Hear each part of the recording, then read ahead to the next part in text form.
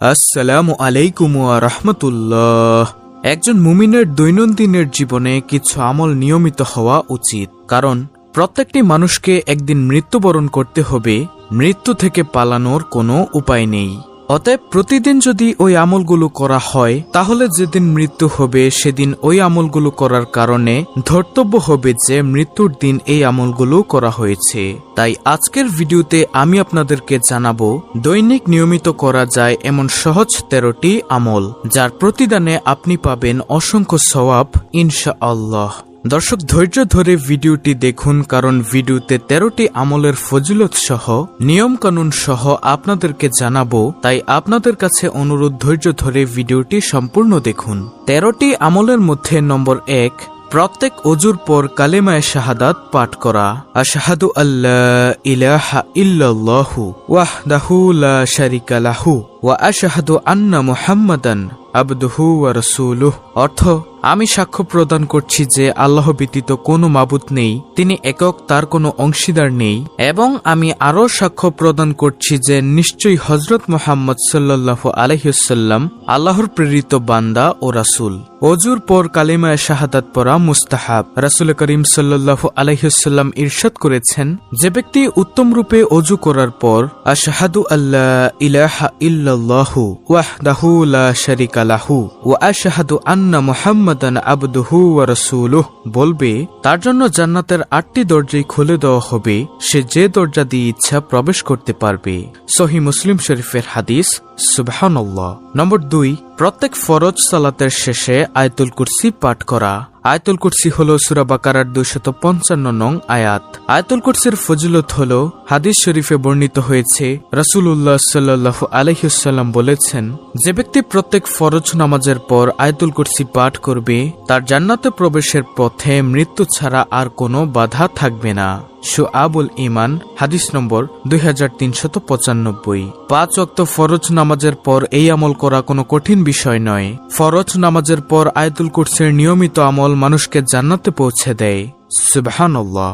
নম্বর 3, প্রত্যেক ফরজ সালাত শেষে 33 বার সুবহানাল্লাহ, 33 বার আলহামদুলিল্লাহ, 33 বার আল্লাহু আকবার এবং 1 বার লা ইলাহা ইল্লাল্লাহু ওয়াহদাহু লা শারিকা লাহু লাহুল মুলকু ওয়া লাহুল হামদু ওয়া হুয়া আলা কুল্লি শাইইন কাদির। এই দোয়াটি পাঠ করুন, এতে আপনার অতীতের সব পাপ ক্ষমা হয়ে যাবে।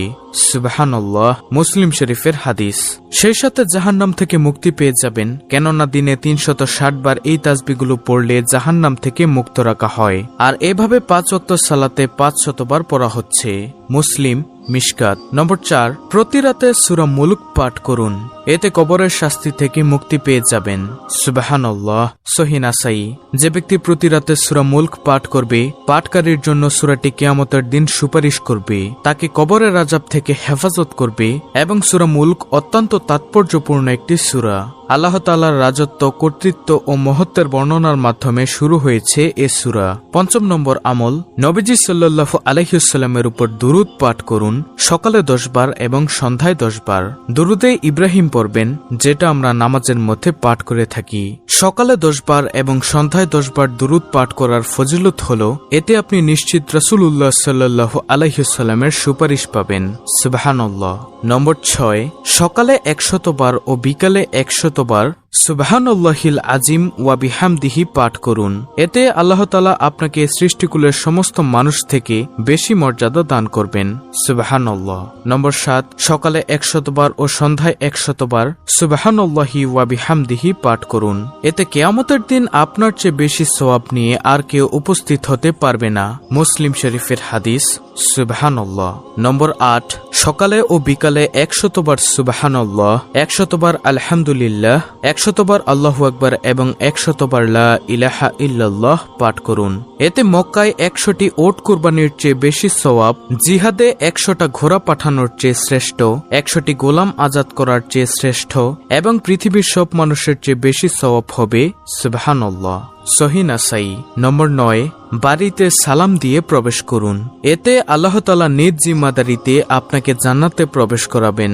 সুবহানাল্লাহ। আর যে ব্যক্তি সালাম দিয়ে নিজের ঘরে প্রবেশ করেছে সে আল্লাহর জিম্মাদারিতে রয়েছে। আবু দাউদ শরীফের হাদিস। সুতরাং মুমিন মুসলমানের উচিত ঘরে প্রবেশের আগে সালাম দেওয়া। সালাম দিয়ে ঘরে প্রবেশ করলে যতক্ষণ সে ঘরে অবস্থান করবে ততক্ষণ সে আল্লাহর জিম্মাদারিতে থাকবে। যে আল্লাহর জিম্মাদারিতে থাকবে তার কোনো চিন্তা নেই কোনো বিপদের আশঙ্কা। আর কোনো ব্যক্তির জন্য এর চেয়ে সৌভাগ্যের বিষয় আর কি হতে পারে। আল্লাহ তাআলা মুসলিম উম্মাহর সবাইকে ঘরে প্রবেশ করার সময় সালাম দেওয়ার মাধ্যমে মর্যাদা ও সম্মানের এ ফজিলত অর্জন করার তৌফিক দান করুন, আমিন।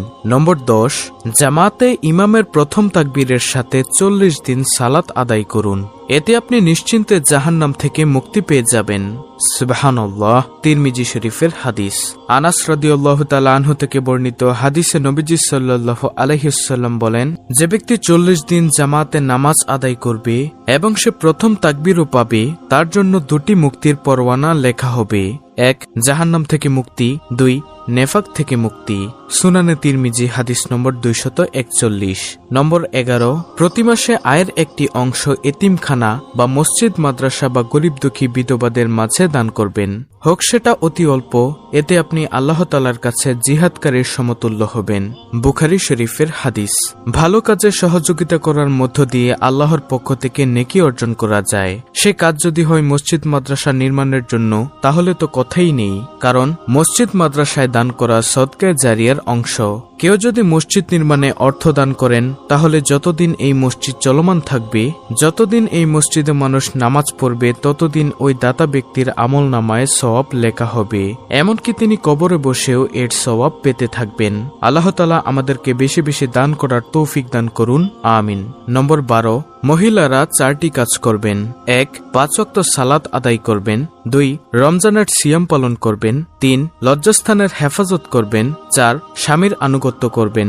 হযরত আবু হুরায়রা রাদিয়াল্লাহু তাআলা আনহু থেকে বর্ণিত, রাসূলুল্লাহ সাল্লাল্লাহু আলাইহি ওয়াসাল্লাম বলেছেন, যে নারী 5 ওয়াক্ত নামাজ আদায় করে, রমজান মাসে রোজা রাখে, স্বীয় লজ্জাস্থান সংরক্ষণ করে, স্বীয় স্বামীর অনুগত থাকে, কিয়ামতের দিন তাকে বলা হবে যে জান্নাতের যে দরজা দিয়ে খুশি তুমি জান্নাতে প্রবেশ করো।